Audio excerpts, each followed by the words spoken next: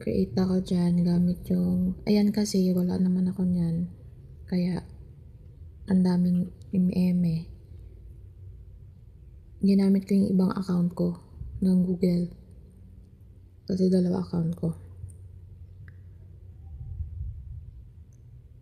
Yan, tapos, click nyo lang naman, then, ilalagay nyo lang doon kung ano yung passcode ng cellphone nyo doon sa Google na gagamitin nyo.